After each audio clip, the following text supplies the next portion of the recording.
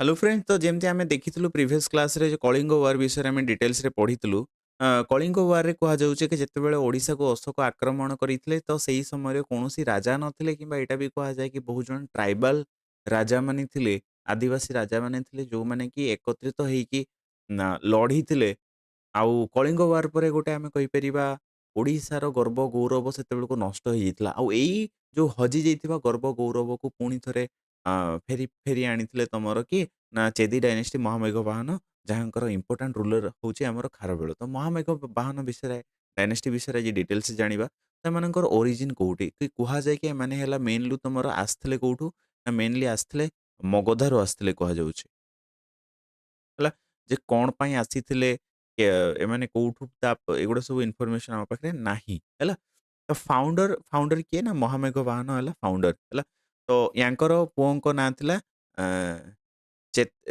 ଚେତି ରାଜା ହେଲା ଚେତି ରାଜା ଆଉ ଚେତି ରାଜାଙ୍କ ପୁଅ ହେଲା ଖାରବେଳ ତାମାନେ ଆମେ କହିପାରିବା ଖାରବେଳ ଯିଏ ରହୁଛନ୍ତି ଆମର ଯିଏ most important ruler of Chedi dynasty ଇଏ ବେସିକାଲି ୟାଙ୍କ ଜେଜେବାପା ହେଲା ମହାମେଘ ବାହନ ୟାଙ୍କ ବାପା ହେଲା ଚେତି ରାଜା ତ ଚେଦି କ୍ଲାନରୁ ଏମାନେ ବିଲଙ୍ଗ କରୁଥିଲେ ତ ଖାରବେଳ ବିଷୟରେ ଆମେ ଡିଟେଲ୍ସ ଜାଣିବା ତ ଇଏ ମେନଲି ଆମର ଥାର୍ଡ ରୁଲର ଥିଲେ ଖାରବେଳ ଠିକ ଅଛି ହାତୀ ଗୁମ୍ଫା ଇନସ୍କ୍ରିପସନ ଯୋଉ ରହୁଛି ଆମର ଉଦୟଗିରିର ତା ସେଇଠି ଡିଟେଲ୍ସରେ ସବୁ ଦିଆହେଇଛି ହେଲା ତ ଯୋଉ ହାତୀ ଗୁମ୍ଫା ଇନସ୍କ୍ରିପସନ ରହୁଛି ସେଥିରେ ୟାଙ୍କର ମେନଲି ଚାଇଲ୍ଡହୁଡ୍ ବିଷୟରେ ଲେଖା ହେଇଛି ତା ସହିତ ସେ 13 ବର୍ଷ ଯୋଉ ଶାସନ କରିଥିଲେ ହେଲା ରାଜା ହିସାବରେ ତ ସେଇ ଶାସନଟାକୁ ବି କେମିତି କଣ କୋଉ ସମୟରେ କଣ କରିଥିଲେ ସେଗୁଡ଼ା ସବୁ ଲେଖା ହେଇଛି ହାତୀ ଗୁମ୍ଫା ଇନସ୍କ୍ରିପସନରେ ତ ସେଇଠୁ ଆମେ ଏଇ ସବୁ ଇନଫର୍ମେସନ ପାଇଥାଉ ସେ ସମୟରେ ଆମର କ୍ୟାପିଟାଲ କୋଉଟା ଥିଲା କଳିଙ୍ଗନଗର କ୍ୟାପିଟାଲ ଥିଲା ତ ଏବେକା ଜାଗା ସେଟା କୋଉଟା ନା ଏବେକା ଆମେ କହିପାରିବା ସେଟା ଶିଶୁପାଲଗଡ଼ ଅଫ ଓଡ଼ିଶା ହେଲା ଏବେକାର ତ ସେଇ ଜାଗାଟାକୁ ଆମେ କହିପାରିବା ଆମର କଣ ନା କଳିଙ୍ଗ ନଗରୀ ହେଲା କିମ୍ବା ତୋଷାଳୀ ବି ଆମେ କହିପାରିବା ତୋଷାଳୀ ତୋଷାଳୀ ଆଉ ଯଦି କଳିଙ୍ଗ ନଗର ଆସୁଛି ଆମ ଇତିହାସରେ ତ ଆମେ ଭାବିବା କି ସେଟା ଓଡ଼ିଶାର ଶିଶୁପାଳଗଡ଼ ବୋଲି ତ ସେ କ୍ରାଉନ୍ ପ୍ରିନ୍ସ ହେଇଥିଲେ କେତେବେଳକୁ ନା 15 ବର୍ଷ ବୟସରେ ସେ କ୍ରାଉନ୍ ପ୍ରିନ୍ସ ହେଇଥିଲେ ଆଉ ତାଙ୍କୁ କ୍ରାଉନ୍ କିଙ୍ଗ ହେଇଥିଲେ କେତେ ବର୍ଷରେ ନା 24 ବର୍ଷରେ ହେଇଥିଲେ ହେଲା କଳିଙ୍ଗାଧିପତିର ଟାଇଟଲ ସେ ନେଇଥିଲେ ସେଇ ସମୟରେ ତ ପ୍ରଥମ ବର୍ଷ ଯୋଉଟା ରହୁଛି ପ୍ରଥମ ରେନାଲ ଇୟରରେ ସେ କଣ କଣ କରିଥିଲେ ତା ବିଷୟରେ ଆମେ ଜାଣିବା ସେ କରିଥିଲେ କଳିଙ୍ଗ ନଗରକୁ ରିପେୟାର କରିଥିଲେ ଠିକ ଅଛି ଆକ୍ଚୁଆଲି ଗୋଟେ କଣ ହେଇଥିଲା ନା ବହୁତ ବଡ ଗୋଟେ ସାଇକ୍ଲୋନ ଆସିଥିଲା ତ ଯୋଉ ସାଇକ୍ଲୋନ ଦ୍ୱାରା କି ତାଙ୍କର ଯୋଉ କ୍ୟାପିଟାଲ ସିଟି ଥିଲା ସେଟା ଧ୍ୱଂସ ହେଇଯାଇଥିଲା ଆଉ ସେଥିପାଇଁ ସେ ରିପେୟାର କରିଥିଲେ ଯୋଉଥିପାଇଁ ତାଙ୍କୁ 35 ଲାକ୍ସ କଏନ୍ ତାଙ୍କୁ ଲାଗିଥିଲା ଖର୍ଚ୍ଚ ହେଇଥିଲା ଆମେ କହିପାରିବା ତା ସହିତ ସିଏ ଗାର୍ଡେନ ଗାର୍ଡେନ ସବୁ ତିଆରି କରିଥିଲେ ସେଇ ସମୟରେ କଳିଙ୍ଗନଗର ପାଖାପାଖି ତ ଏସବୁ ସେ ଫାର୍ଷ୍ଟ ଇୟରରେ କରିଥିଲେ ସେକେଣ୍ଡ ଇୟର ବିଷୟରେ ଜାଣିବା ସେକେଣ୍ଡ ଇୟରରେ ସେ କଣ କରିଥିଲେ ନା ସେକେଣ୍ଡ ଇୟରରେ ମେନଲି ସିଏ ଆମର ସାଉଥକୁ ଏକ୍ସପେଡିସନ କରିଥିଲେ ସାଉଥରେ ସେତେବେଳକୁ ସାତବାହନ ଡାଇନେଷ୍ଟି ସେ ରହୁଥିଲେ ହେଲା ତ ସତକର୍ଣ୍ଣି ରାଜା ଥିଲେ ତ ସେଇ ଆପଟୁ ସେ କ୍ରିଷ୍ଣା ରିଭର ପର୍ଯ୍ୟନ୍ତ ଯାଇଥିଲେ ଆଉ ଗୋଟେ ସିଟିକୁ ବି ସେ ଅକ୍ତିଆର କରିଥିଲେ ସେ ସିଟିର ନାଁ ହେଲା ତମର ରିଷି ରିଷିକା ନଗର ହେଲା ତ ଏଇଟା ବି କୁହାଯାଏ କି କିଛି କିଛି ଜାଗାରେ ଏଇଟା କୁହାଯାଏ କି ତମର ସତକର୍ଣ୍ଣି ତାଙ୍କର ଫ୍ରେଣ୍ଡ ବି ଥିଲେ କୁହାଯାଏ ହିଷ୍ଟୋରିଆନ୍ସ ମାନେ ଏଟା କୁହନ୍ତି ଫ୍ରେଣ୍ଡ ଥିଲେ ତ ଏଇଟା ଡିବେଟ୍ ଅଛି ଏବେ ପର୍ଯ୍ୟନ୍ତ ଥାର୍ଡ ଇୟର ଯୋଉ ରହୁଛି ଥାର୍ଡ ଇୟରରେ ବେସିକାଲି ଯେହେତୁ ସେ ଜିତିକି ଆସିଥିଲେ ଗୋଟେ ଜାଗାକୁ ଯାଇକି ତ ସିଏ ଏଣ୍ଟରଟେନମେଣ୍ଟ କରିଥିଲେ ତାଙ୍କର ଯୋଉ ପ୍ରଜାମାନଙ୍କର ହେଲା ଫୋର୍ଥ ଇୟରରେ ମେନଲି ଏଟା ଏଣ୍ଟରଟେନମେଣ୍ଟଟା କୋଉଠି ହେଇଥିଲା ନା ଏଟା ଆମର କ୍ୟାପିଟାଲ ସିଟି ଅଫ କଳିଙ୍ଗ ନଗରରେ ଏଟା ହେଇଥିଲା କଳିଙ୍ଗ ନଗର ତ ଫୋର୍ଥ ଇୟରରେ ସେ ଡିଫିଟ୍ କରିଥିଲେ ରଥିକାସ୍ ଆଣ୍ଡ ଭଜକରିସ୍ ତ ଡେକେନ୍ ପ୍ଲାଟୁ ଯୋଉ ରହୁଛି ସେ ସାଉଥର ରାଜାମାନଙ୍କୁ ହରାଇଥିଲେ ସାଉଥରେ ସେତେବେଳକୁ ଡେକେନ୍ ପ୍ଲାଟୁ ଯୋଉଟାକି ଆମେ କହିବା ତ ସେଥିରେ ରଥିକାସ୍ ଆଉ ଆମର ଭଜକାସ୍ ମାନେ ଏମାନେ ବେସିକାଲି ଶାସନ କରୁଥିଲେ ତ ସେଇ ସମୟରେ ଇଏ ହରାଇଥିଲେ ତାଙ୍କୁ ଫିଫ୍ଥ ଇୟର ବିଷୟରେ ଯଦି ଜାଣିବା ପାଇଁ ଯିବା ଫିଫ୍ଥ ଇୟରରେ ସେ ବେସିକାଲି ଗୋଟେ କେନାଲକୁ ମାନେ ଆଉଥରେ ଏକ୍ସଟେଣ୍ଡ କରିଥିଲେ ଆମେ କହିପାରିବା ଆକ୍ଚୁଆଲି ଗୋଟେ ଆମେ କେନାଲ ପଢିଥିବା ନନ୍ଦ ଡାଇନେଷ୍ଟି ନନ୍ଦ ଡାଇନେଷ୍ଟି ଯୋଉ ରହୁଛି ହେଲା ତ ନନ୍ଦ ଡାଇନେଷ୍ଟି ବେସିକାଲି ଓଡ଼ିଶାରେ ସେମାନେ ଗୋଟେ କେନାଲ ବନେଇଥିଲେ ଇରିଗେସନ ପ୍ରୋଜେକ୍ଟ ଷ୍ଟାର୍ଟ କରିଥିଲେ ଏଟା ଆମେ ହାତୀଗୁମ୍ଫା ଇନସ୍କ୍ରିପସନରୁ ବି ପାଉ ହେଲା ତ ସେଇ କେନାଲଟାକୁ ଇଏ ମେନଲି ଏକ୍ସଟେଣ୍ଡ କଲେ ହେଲା ତନସୁଳିଆରୁ ସେ ତନସୁଳିଆ ରୋଡ ବୋଲି ଗୋଟେ ଅଛି ତନସୁଳିଆ ରୋଡରୁ ସେ ସେଟାକୁ ଏକ୍ସଟେଣ୍ଡ କରିଥିଲେ କଳିଙ୍ଗ ନଗର ପର୍ଯ୍ୟନ୍ତ ହେଲା ଯୋଉଟା ବେସିକାଲି ନନ୍ଦ କିଙ୍ଗ ମାନଙ୍କ ଦ୍ୱାରା ତିଆରି କରାଯାଇଥିଲା ମେନଲି ମହାପଦ୍ମାନନ୍ଦ ବୋଲି କୁହାଯାଏ ମହାପଦ୍ମା ନନ୍ଦ ହେଲା। ଏଇଟା ବି ଡିବେଟ୍ ଅଛି କି ଯୋଉ ହାତୀଗୁମ୍ଫା ଇନସ୍କ୍ରିପସନ୍ ଆମକୁ ମିଳିଛି କି ମେନଲି 300 କିମ୍ବା 103 ବର୍ଷ ପୂର୍ବରୁ ଏଟା ମାନେ ତିଆରି କରାଯାଇଥିଲା। ତ ଯଦି 300 ବର୍ଷ ପୂର୍ବରୁ ତିଆରି କରାଯାଇଥିଲା ଅବଭିୟସଲି ସେଟା ମହାପଦ୍ମାନନ୍ଦ ତିଆରି କରିଥିଲେ। ଆଉ ଯଦି 103 ବର୍ଷରୁ ପୂର୍ବରୁ ତିଆରି କରାଯାଇଥିଲା ତ ସେଟା ଅଶୋକ ତିଆରି କରିଥାଇ ପାରନ୍ତି। ଏଇଟା ଡିବେଟ୍ କିଛି ଆମର ରହୁଛି।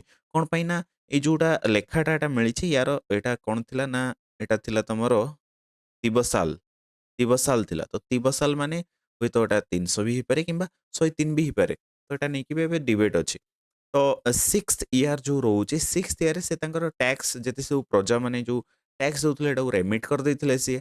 7th ଇୟର୍‌ରେ ସେ ଫାଦର ହେଇଥିଲେ ମେନଲି ହେଲା। ତାଙ୍କ କୁଇନ୍‌ଙ୍କ ନାଁ କଣ ଥିଲା ନା ଆମର ବଜ୍ରଗ୍ରହ ହେଲା। ବଜ୍ରଗ୍ରହ ତାଙ୍କର କୁଇନ୍‌ଙ୍କର ନାଁ ଥିଲା। ସିଏ ବେସିକାଲି ବାପା ହେଇଥିଲେ 31 ବର୍ଷ ବୟସରେ ସେ ବାପା ହେଇଥିଲେ। 8th ଇୟର୍‌ରେ କଣ ହେଲା ନା ପୁଣି ସିଏ ନର୍ଥ ଆଡକୁ ଏକ୍ସପେଡିସନ୍ କଲେ। ନର୍ଥ ଆଡକୁ ଯୋଉ ରାଜା ମାନେ ଥିଲେ ତାଙ୍କୁ ହରେଇବା ପାଇଁ ଯାଇଥିଲେ। ସିଟି ଅଫ୍ ରାଜଗୃହ ଆଣ୍ଡ ଡିଭାଷ୍ଟେଟେଡ୍ ଅ ଗୋରଥାଗିରି ହେଲେ। ତ ବାରବାଟୀ ହିଲ୍ସ ଅଫ୍ ଗୟା ଏଇଗୁଡାକୁ ଏଇ ଜାଗାକୁ ସେ ଯାଇଥିଲେ। କୁହାଯାଏ କି ସେତେବେଳକୁ ସିଏ ଟେରର ମାନେ ସେଇ ସିଚୁଏସନ୍ କ୍ରିଏଟ୍ କରିଦେଇଥିଲେ ଯୋଉମାନେ ସେଠି ରାଜା ଥିଲେ। ୟବନା କିଙ୍ଗ ୟବନା କହିଲେ ମେନଲି ଇଣ୍ଡୋ ଗ୍ରୀକ୍ କୁହାଯାଉଛି। ମେନଲି ତମର ଇଣ୍ଡୋ ଗ୍ରୀକ୍ ଯୋଉ କିଙ୍ଗ ମାନଙ୍କୁ ସେ ମେନଲି ତାଙ୍କ ସେମାନେ ପଳେଇ ଯାଇଥିଲେ ସେଇ ସମୟରେ ଫ୍ରମ୍ ମଥୁରା ହେଲା। ମଥୁରାରୁ ସେମାନେ ଯୋଉ ଇଣ୍ଡୋ ଗ୍ରୀକ୍ ମାନେ ରହୁଥିଲେ ତ ସେମାନେ ପଳେଇ ଯାଇଥିଲେ ଭାଗି ପଳେଇ ଯାଇଥିଲେ ୟାଙ୍କ ଟେରରରେ ଏଇଟା କୁହାଯାଉଛି।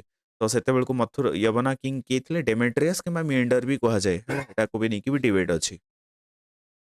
9th ଇୟର୍‌ରେ ସେ କଣ କରିଥିଲେ ନା ଗୋଟେ ସେ ଭିକ୍ଟୋରୀ ପ୍ୟାଲେସ୍ ସେ ତିଆରି କରିଥିଲେ ଯୋଉଟାର ନାଁ ହଉଛି ତମର ମହାବିଜୟା ପ୍ରସାଦମ ହେଲା। ଏଟା ସେ ବେସିକାଲି ଗୋଟେ ଗ୍ରେଟ୍ ପ୍ୟାଲେସ୍ ତିଆରି କରିଥିଲେ।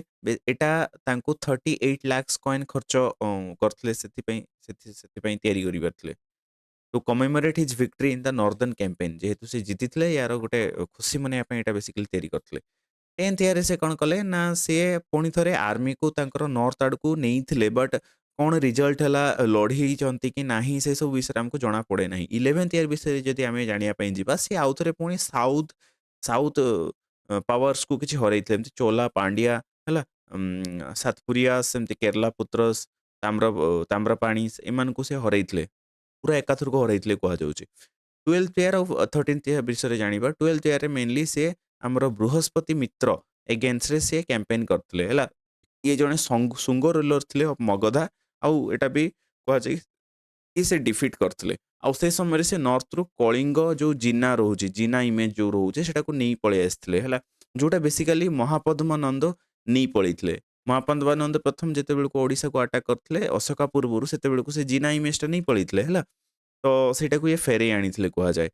ତାପରେ ଆମେ ସିନ୍ ବି ଗୋଟେ ପାଉ ରାଣୀ ଗୁମ୍ଫା ଯୋଉ ରହୁଛି ଉଦୟଗିରିରେ ନା ସେଠି ଆମେ ଗୋଟେ ସିନ୍ ପାଉ। କଣ ସିନ୍ ନା ଯିଏ ଆମର ରହୁଛନ୍ତି ବୃହସ୍ପତି ମିତ୍ର ସେ ସାରେଣ୍ଡର କରୁଛନ୍ତି କାହାଙ୍କ ଆଗରେ ନା ଖାରବେଳଙ୍କ ଆଗରେ। ଆଉ ଗୋଟେ ତମର ମଞ୍ଚପୁରୀ କେବ୍ ଗୋଟେ ରହୁଛି ଯୋଉଥିରେ ଆମେ ଦେଖିପାରିବା କି ଏଇଟା ଇମେଜଟା ମିଳେ କି ପୁଣି ଥରେ ଖାରବେଳ କଣ କରୁଛନ୍ତି ଯୋଉ କଳିଙ୍ଗର ଯୋଉ ଜିନା ଇମେଜଟାକୁ ଏଟାକୁ ସେ ପୁଣି ଥରେ ଇନଷ୍ଟଲ କରୁଛନ୍ତି କଳିଙ୍ଗରେ। 13th ଇୟର୍‌ରେ ଆମେ ଦେଖିବା ପାଇଁ ଯିବା ସେ ମିଲିଟାରୀ ଆକ୍ଟିଭିଟିକୁ ଛାଡ଼ି ଦେଇଥିଲେ ଗେଭ୍ ଅପ୍ କରିଦେଇଥିଲେ ହେଲା।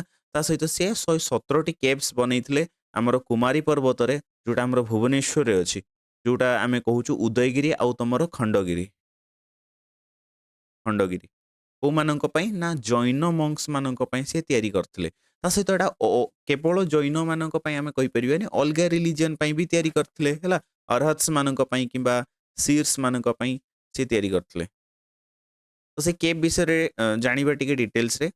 ତ ସେ ସେତେବେଳକୁ ଡାଉଟ୍ ଏଟା ରହୁଛି 117 ନା 1700 ଏଟା ଡାଉଟ୍ ଅଛି।